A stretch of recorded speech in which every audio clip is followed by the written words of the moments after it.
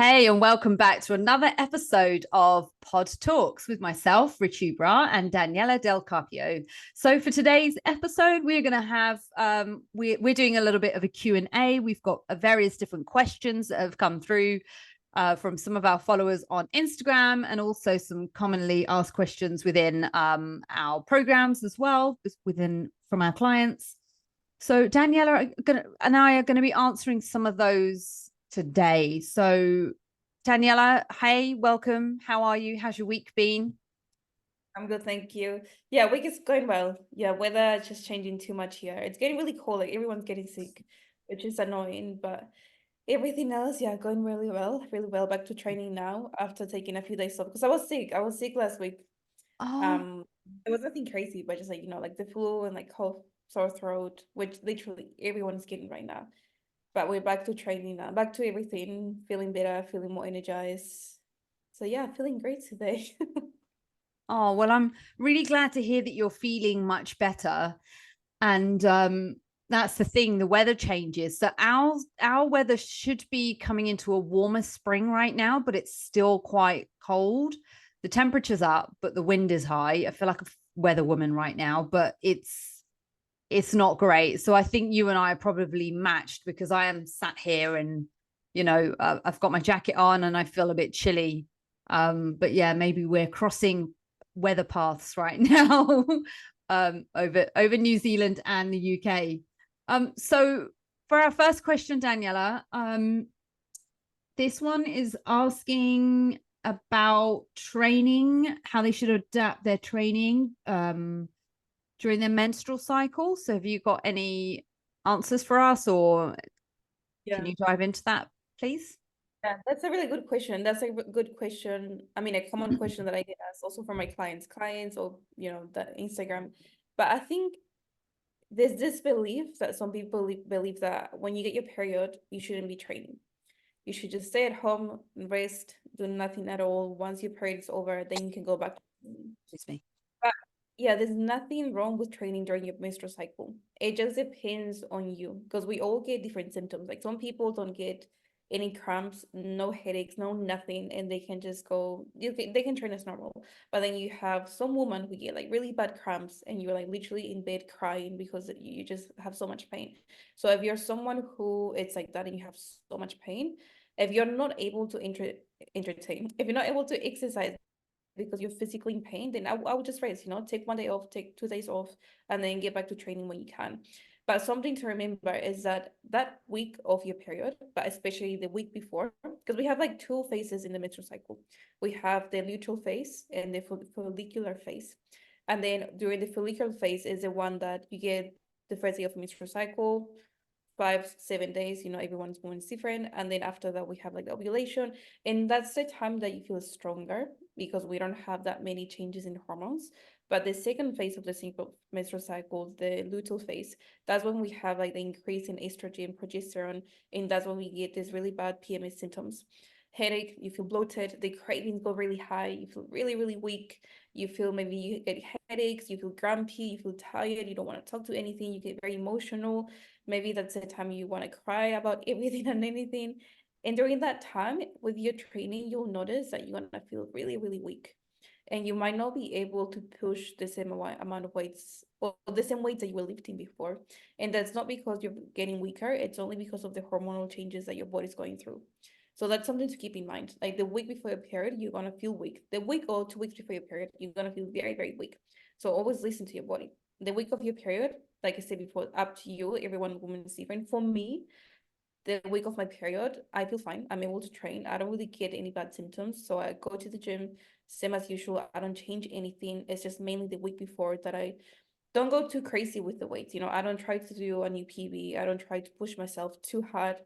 If I'm not able to lift the same weights, I just drop the weights, do my workouts, and then back to normal.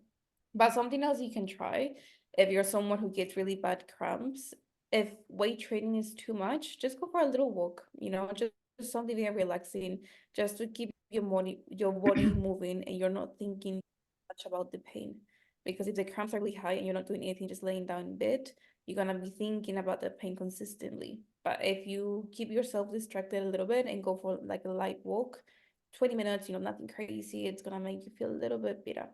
Yeah, but that's something I will say. Like, so I guess like to answer your question, like the main changes that I will do to my workout. Number one, listen to my body. If you can train as usual. Maybe just decrease the weight if you feel weak. Don't push yourself too hard. But if your cramps are getting, all the symptoms are getting too high, just take a few days off. Listen to your body because you don't want to injure yourself. So change your workouts. Maybe do a light walk or maybe do some yoga, something very relaxing. And then once you're ready, back to training as usual. But what's some advice that you will give to someone about the menstrual cycle? Sure. So the first thing that I would actually say, there's been lots of different surrounding viewpoints on the menstrual cycle and how women should feel at different stages. And I guess the answer really is nobody is going to be the same. Nobody is going to be the same. Like with you telling me that generally your PBs don't happen before you have your actual menstruation week, right? For me, it's always been really different. For some reason, I have like an insane amount of energy and then it drops. So it's like right before I will have an amazing session, I'll push really hard, maybe I'll sweat more and and then all of a sudden I'm like, oh, my period's here. Hello. Mm-hmm. So it's just so different. But then I know that once that sinks in, all of a sudden, like everything goes. Like I am lowest during my period. And I think some of the other really different changes I've seen with clients, like with me when I'm on my period, I get cravings, I want to eat everything. And I've definitely experienced from some of my clients, they may have some of the same, but on the flip side, I've had a few that literally say they cannot eat.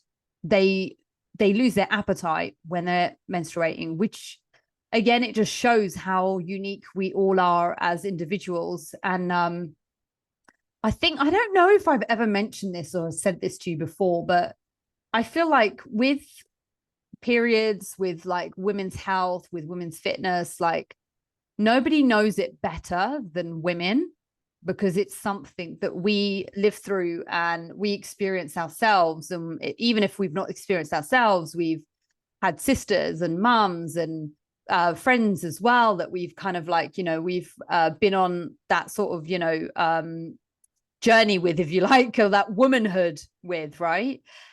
And one of the things that I heard years ago, oh, this is so embarrassing.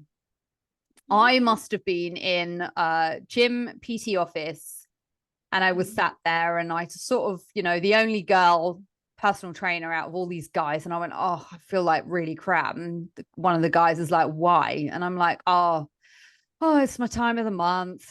I just feel really crap.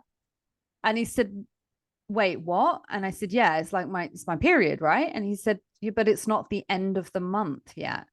And I said, wait, excuse me, what do you mean it's not the end of the month? He's like, it's not the end of the month. I'm like, hang on, just rewind for a minute.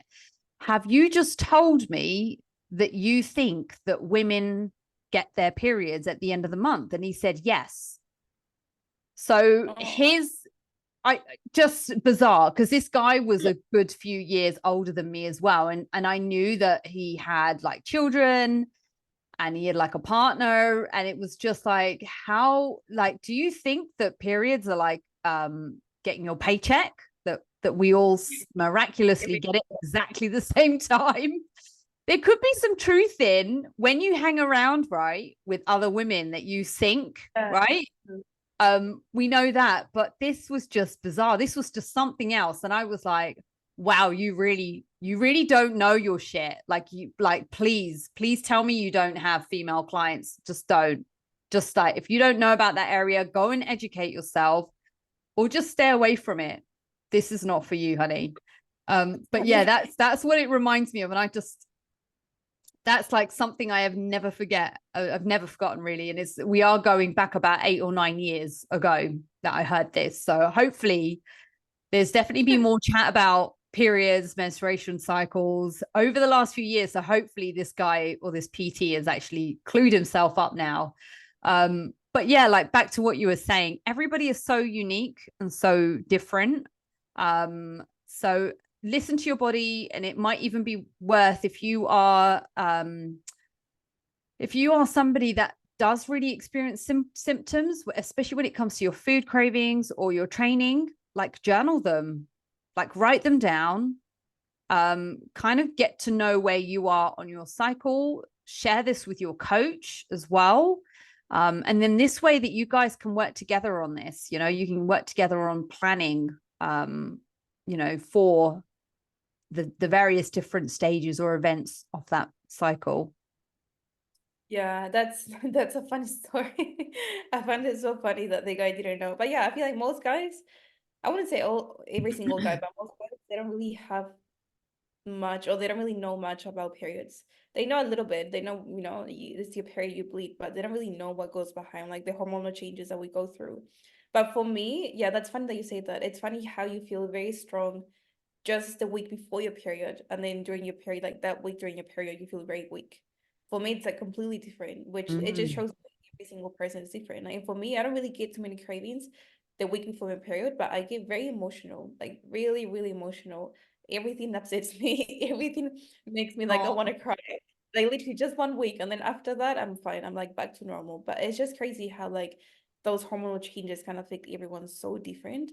And I think something else that it will help you guys, if you're not using a period tracker to Ah, track, that's a really good tool to use, because whether you do it on your phone, you have a calendar, however you do it, up to you. But just having a period tracker, it helps you so, so much, because sometimes you forget that it's the week of your period, or sorry, the week before your period, and then you're like, why am I feeling so upset, or why am I feeling so weak or so tired, all these things. And then when you look at your tracker, that's right, it's because I'm getting my period next week.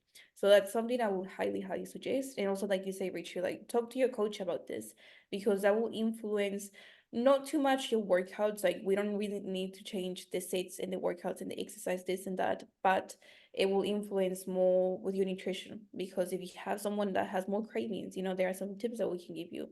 If you're someone who needs to eat something more specific, there are some tips that we can give you. So yeah, talk to your coach about it. And yeah. if you don't have a coach, get the menstrual cycle app, get the get the tool to help you, because yeah, it will be so beneficial, so, so beneficial. Do you know what would be really good actually is maybe to just even name a few menstrual cycle apps. So a lot of people have heard of Flow. Yeah. Um, I think there are some sort of general here. I think I've got one that's literally just called Period Tracker. And Really? another one that I really like is Natural Cycles as well. And what Yeah. do you guys get there? The ones that I use, I've got something in my app. So the ones that I give to my clients, they've got their own period tracker there. So that's the one that we use, and that's the one that I use. I haven't really tried any other apps. I've just tried the one that I have in my app. That's the Mm, only one. But yeah, all you need is just literally a calendar, and then put down the times that you get your menstrual cycle, and then the app will remind you. If you do it by the app will remind you, blah, blah, blah. But if you just do it manually by hand in your calendar, then you can just see the date. And for me, like my period, it's not always exactly on the same date. It always changes. It can be 1 or 2 days late, or it can be a day early. But it's always around the same time. But then some months might be like a complete different time. So yeah, it changes. It changes every single month. So I think it's good to keep track of what's going on with your body and yeah. how your body's changing. And it Yeah, changes as we age as well. It changes as we get older. that's Yeah. very true. Yeah. It, The regularity of it as well. I was very irregular growing up. And Mhm. I've become more regular as I've got older. And actually my cycle is wow. It's very consistent, but the in terms of the days that I menstruate, that I bleed, they're a lot less. What's Yeah, happening? and it also, What could be yeah, happening to me soon? Yeah. it also changes if you have a contraceptive. Like depends Yeah. what pill, if you're taking the pill, if you have an IUD, if you have the injection, depends which contraceptive you're taking. Like Yeah. I know for my friend, she has the copper one, the copper IUD, and with her, she gets like really bad periods and really heavy periods, really bad Yeah. cramps. And I'm like, why you do that? Like if you know that's causing that, why don't you just take it up and change to a new one? Like Yeah. there's another one, like the what's the name? I can't remember the one. Marina. Marina, yeah. Marina. The Yeah. yeah, I think that one is a little bit better because you don't get your periods too heavy. You Hmm. don't get, maybe you get them for a little bit, for a few more days, but they're not heavy at all. They're just very small. You Mm. don't really get cramps. Again, everyone's different, but that's They just are, my yeah. Marina is actually really good at like helping again. That's got a hormonal release as well, so that's why it will feel very consistent. So it could, it could literally be like, again, like a dummy cycle in that sense, that it's just because again, depending on the type of pill that you take or contraception you take, hormonal contraception, you may not truly be getting periods. It could just be like literally withdrawal bleeds. And then another thing with the IUD, the copper one, one of the reasons why that's heavier is like literally, I think, because it's non-hormonal, I think it does force your like lining to, to come away and to well, look at us trying to pretend all the technical terms, but literally I'm trying to think about shedding. There you go. It sheds the lining. So I think that's what makes that a bit more heavier and stuff. Because I actually did have the copper IUD and I tried it for a little while and I was like, okay, I'm done. This is not cool. And the funny thing is, I believe, and I know this isn't like, a cause of having it, but I feel like because my periods were so heavy and I felt so like I was experiencing pain. I'd never had issues with my periods before. That I feel like that I comfort ate a lot more during that time. Like during having the copper IUD, like I felt like that created a pattern with me to have more cravings and to want more comfort food. And therefore, as a result, I did actually gain weight. That's a really good topic because people always say like whenever you do, let's say either the copper or when you start taking the pills, people always blame the pills because that makes them gain weight. And they think, well, the way that they explain it is like, as soon as I'm on the pill, I gain so much weight. But it's not because the pill makes you gain weight. It's because like the hormonal changes, you have more cravings. Then you Maybe, start yeah. eating, and I feel like that's why you gain weight. I expect, yeah, for me, I don't think and I don't believe that just taking that pill will make you gain weight. I think it's the hormonal changes, and then you start eating more, and then you gain the weight. But what do you think? Do you think like the pill makes you gain weight, or do you think it's the cravings in the food that you eat because of the cravings?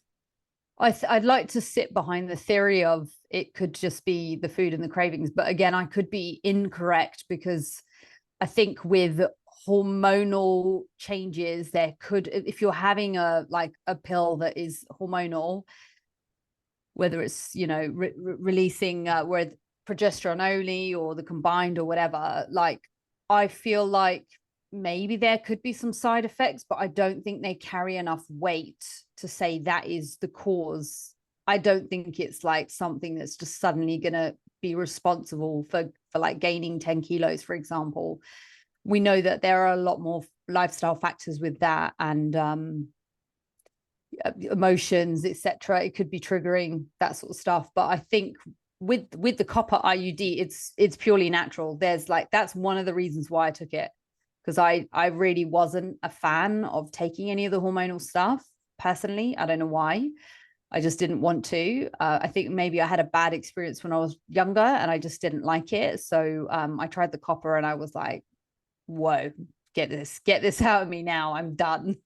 So yeah, no, but really interesting. Yeah, if anyone's got any more questions about the menstrual Yeah, cycle or periods or anything like that, then yeah, be sure to fire away. Mm, yeah, menstrual. Yeah, it's such a good topic, but we have other question that's not about menstrual cycle, but it's more about pregnancy. mm.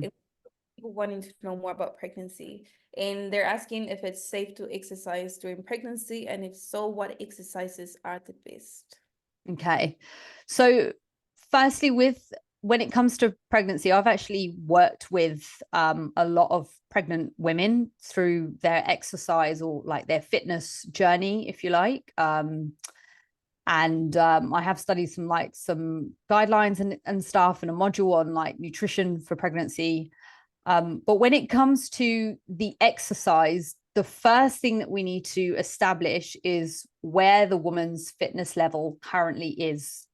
So it almost becomes that, you know, if you are somebody who has been in a very consistent program and you have been exercising, and let's say your level of fitness is up here, with pregnancy, what needs to happen is you need to adapt and ideally taper that off. Okay. So obviously, as you go through changes with your body and you start to grow a body, and you're developing your baby, and you've got physical changes that are occurring. There could be other risks as well that might come along with pregnancy. And again, that's very unique to everyone, like their experience. But in terms of your fitness level, it needs to be a certain level. You don't suddenly go, right, I'm pregnant. So like Daniella, if you came to me and you were like, so Richu, I'm pregnant. I've never exercised and I want to start lifting weights because I saw someone pregnant lifting weights. Well, actually, that's probably not a good idea because you don't have that level of fitness. So we've definitely seen it in recent years where you'll be seeing, and I've witnessed it as well, where I've literally seen women being supported by their partners lifting 100-kilo squats. But that's because that was already their conditioning or their capabilities before they became pregnant. And so it's about maintaining your fitness level as you go through. So if you're a woman that has never exercised, the best options for you are like walking, like swimming, perhaps maybe doing some gentle form of exercise, like things like yoga, for example. And again, it's all about sort of modifying things based on the stages of pregnancy that you are in. So, first trimester is obviously, we want to be quite careful as well. We want to make sure that you're not introducing any sudden, like bigger loads, etc. And yeah, when we come to the second and third trimester, obviously you're going to be massive, or you're going to be massive by the end.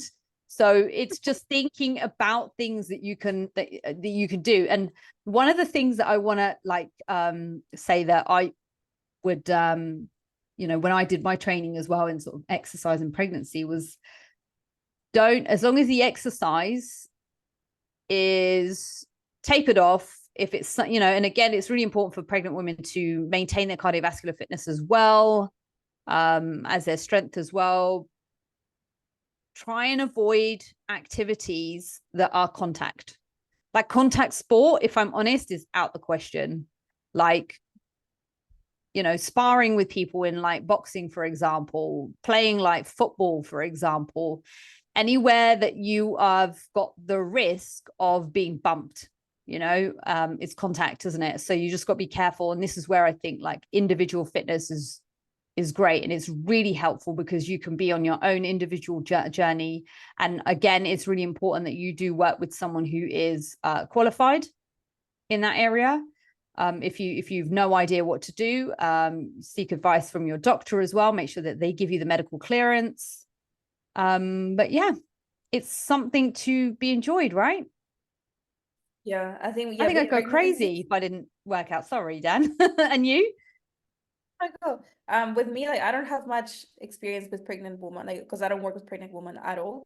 I work with like postpartum after 3 months or like 2 months of pregnancy, which is, you don't have the baby in you anymore, so it's easier to do things, but you have to like do things very slow, like slowly back on track with your training, with nutrition, making sure that you don't decrease the calories too soon because you have to breastfeed the baby. But yeah, something that you mentioned, I think during pregnancy, that I think it's a really good point. It's just if you were someone who was very into your fitness before your pregnancy, you can 100% continue with that. Because I've seen so many girls on TikTok or ladies on TikTok, Instagram. You see so many women training with like the big bellies and then like squatting 100 kgs or like doing shoulder press. They're doing this, they're doing that. But it's because they have the history of been training for years and years and years and years and years. They didn't just decide on they wanted the pregnancy. Yeah, I want to become a CrossFitter, or I want to do gymnastics. I want to do this. I want to do that. So I think as long as you were active before, keep doing that thing. And if not, like Richie said, like do something very gentle, but always obviously talk to your doctor and see what they say. because they will know better than everyone else. They will know if your pregnancy is safe, if you can do exercise as normal, or maybe you have to rest. Because my cousin, as soon as she found out that she was pregnant, 3 months pregnant, she had to quit her job. She was not able to exercise, and she was someone who Oh, was exercising before her pregnancy. So she was fine. She was always into her fitness, but her pregnancy was like a higher risk or something like that. So she had to literally stop everything that she was doing and just do something. You just literally like just being in the house, not really do too much, not really even like clean the house, nothing like that. She just had to rest and rest. And she was like that for months and months and months and months and oh, months until she had the baby. But yeah, so it's, it's just listening to your body and listening to the doctors, because they will tell you what's best for you and the baby, because you don't want to do anything crazy and then risk something. Yeah, it's 9 months, it's 9 months that you have a little baby inside you. So just be cautious and be careful with what you do. Don't go from yeah, 0 to 100, but also don't go from 100 to 0. Keep that balance. exactly. Yeah, exactly. You want to make sure you stay healthy and active. Um, yeah, so have we got time for more questions, Daniela? Yeah, let's do one more question. Mm. Do I've you got want one to? really good one here. Yeah, go on then. Yeah, got a good one here. So someone asked, how can I overcome body image issues and develop a positive relationship with exercise and nutrition? Really good Mm. question. Yeah, because I feel like, there's so many women, all of us, I feel like we all have like body image issues. Even if you see someone that you think they have the perfect body, I can guarantee that person feels a little bit insecure about something about the body, feels a little bit self-conscious about something about the body.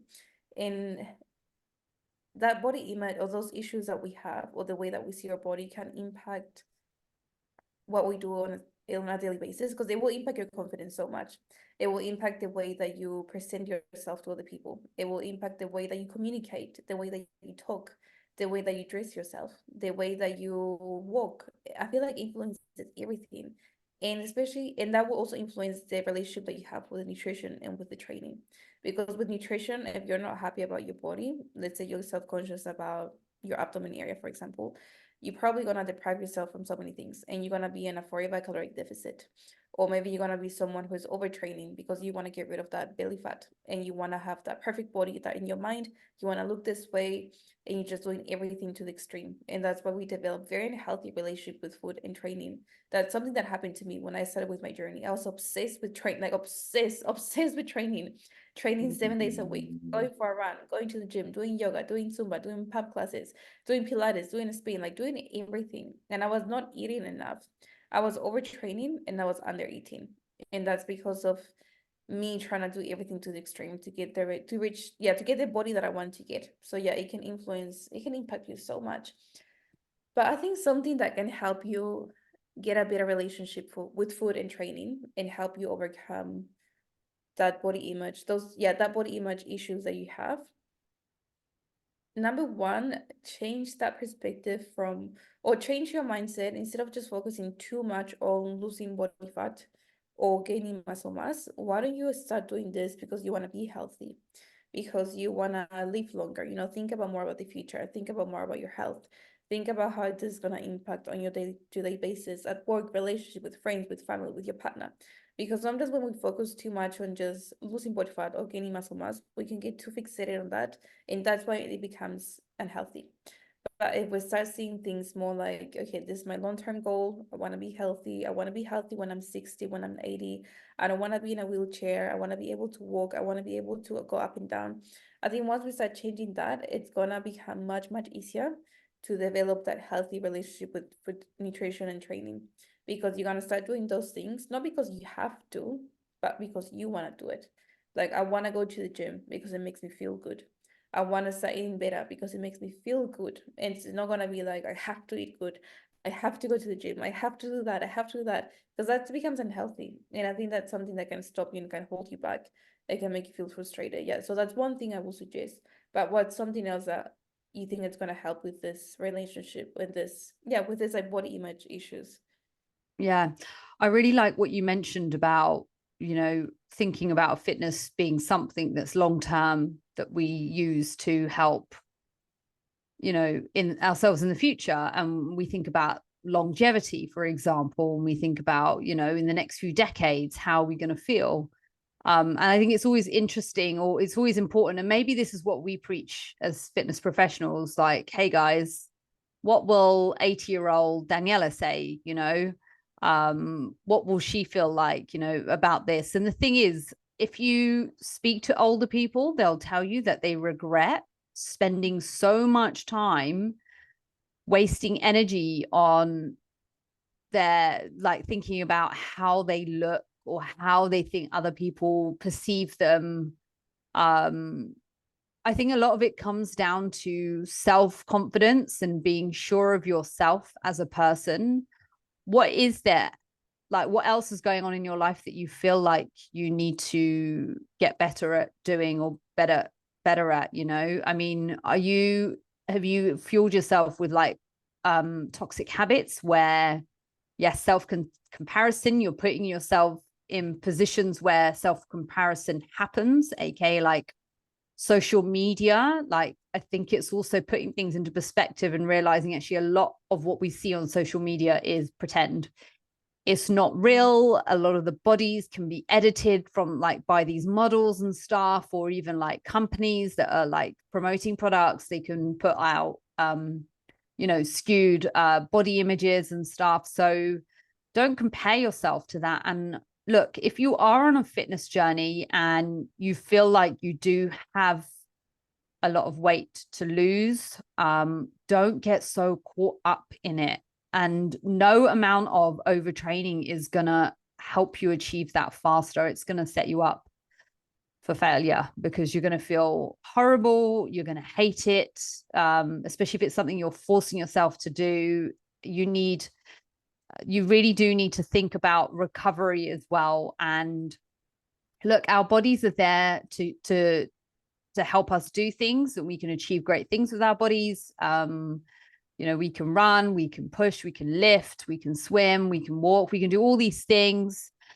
And I think it's just like not pushing that to the extreme, because we do really need rest. We do really need recovery, and we need to fuel ourselves adequately as well. So I always feel really disheartened and really disappointed when I speak to people and they tell me that they're working out 5-6 times a week and they're only eating 1,000 calories. And I just, you know, I'm speechless, because I'm like, how?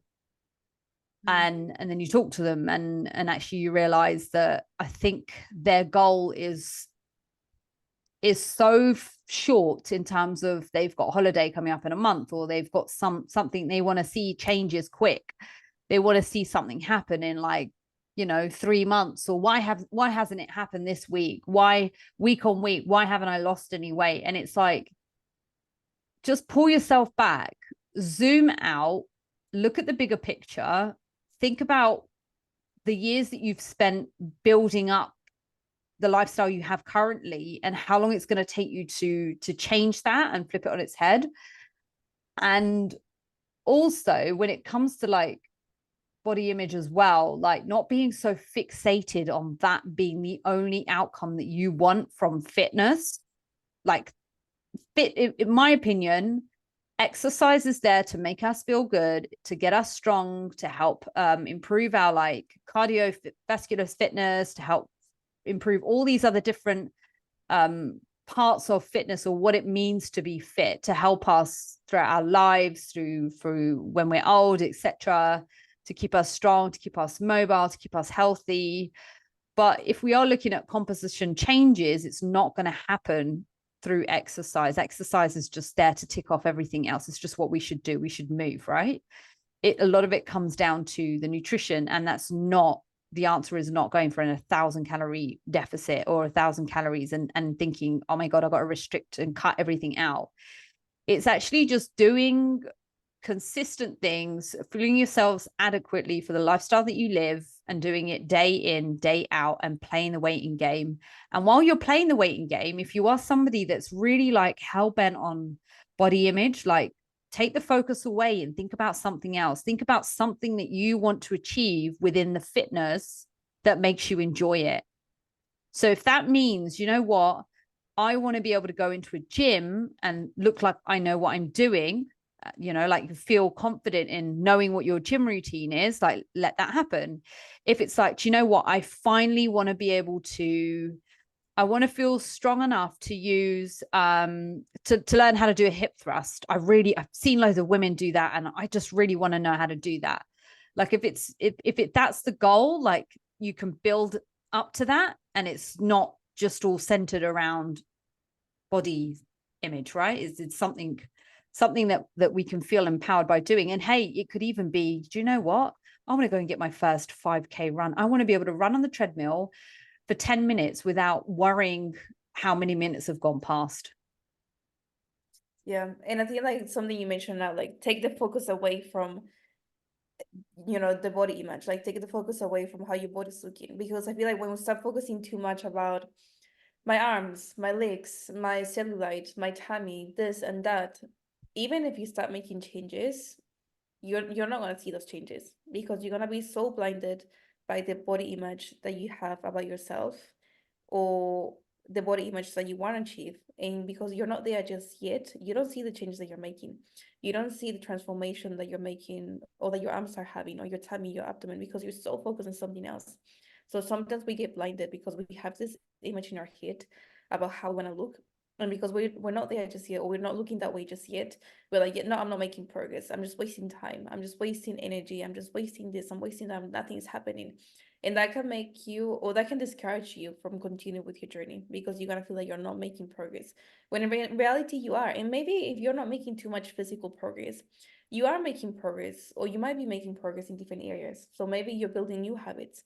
Maybe now you're consistent with your training. Maybe something that it hasn't happened for you before in years and years.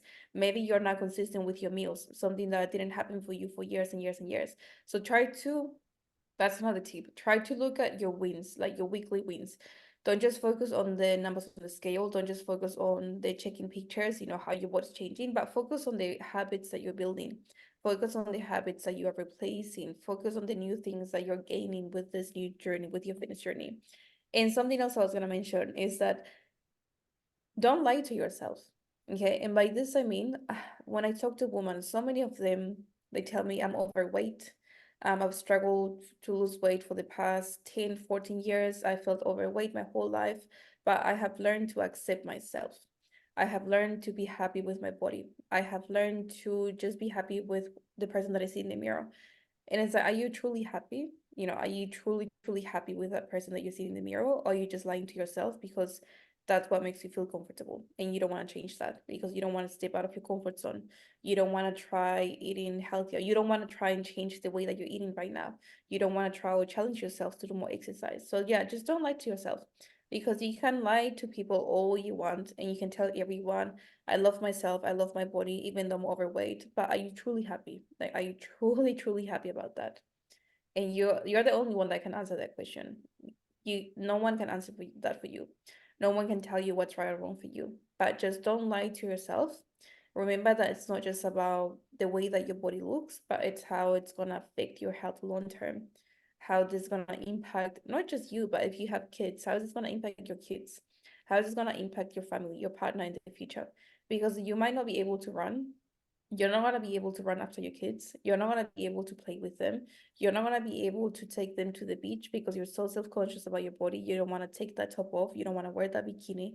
You don't want to wear some shorts. I know so many women don't want to wear shorts during summer because they're so self-conscious about their legs.